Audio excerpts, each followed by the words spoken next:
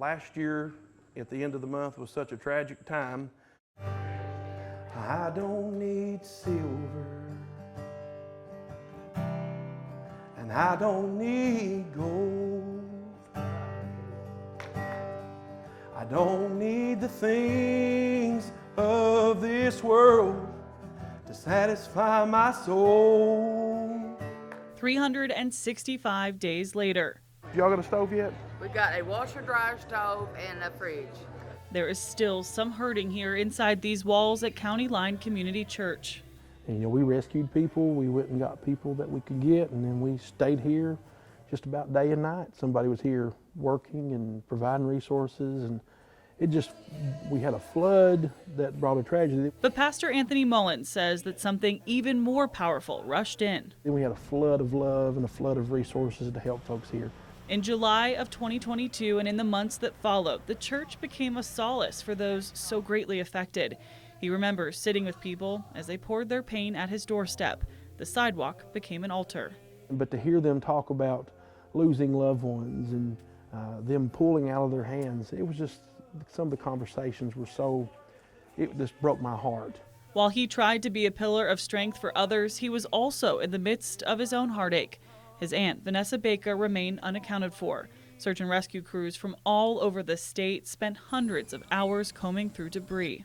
We're not going to give up and keep trying, and we're still holding out hope that somewhere, somehow, they'll find her, because they need closure so bad.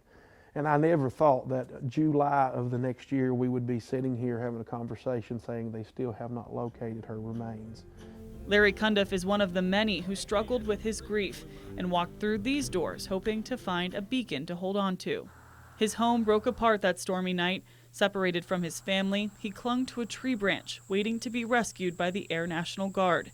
The love of his life of 45 years, Ruby, and his daughter Nancy didn't survive. They have risen from that, been able to secure the new home and find faith for themselves, get right with the Lord, and being able to rise above it. It's not been easy to get to where they've gotten to today. It's been tough. It's been hard on them. His daughter Mindy is now all he has left. He tells me his life was spared so that now he could be saved. In some ways, it seems as though time has stood still. It looks like nothing has happened because those homes are still sitting there open and flooded, and where I work there's RVs still sitting there that families are still living in a year later that have never been able to make that first step to get a permanent residence back. And while there is much more work to be done, he tells me that's where their family of faith comes in.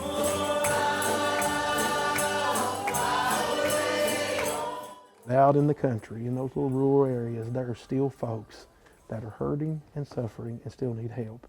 And I'm thankful that the churches have not forgot those people, and we're still there to help them.